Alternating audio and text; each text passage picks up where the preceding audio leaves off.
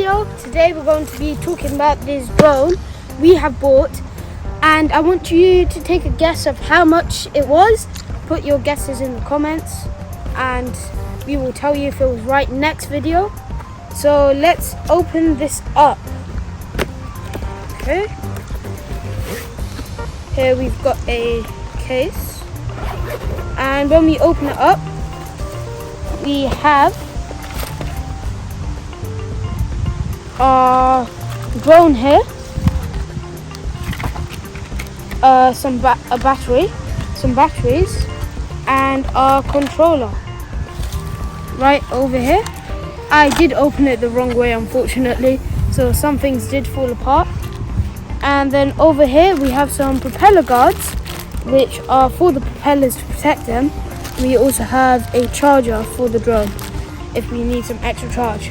So hopefully soon we will show you over there. So that was just a quick overview of the contents. Now I will show you how it flies with our camera.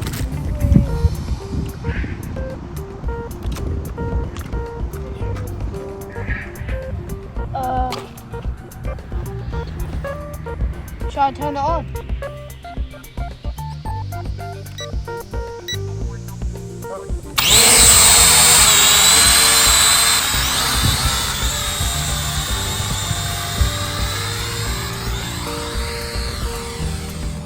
So this was my first impression of the drone. It seems quite good for its quality. It is quite easy to use. Just turn it on, use the launch. This is for going up, this is for moving up and down, obviously every single way you need. There's also, but now we haven't tried out the camera yet, so maybe we should go try that.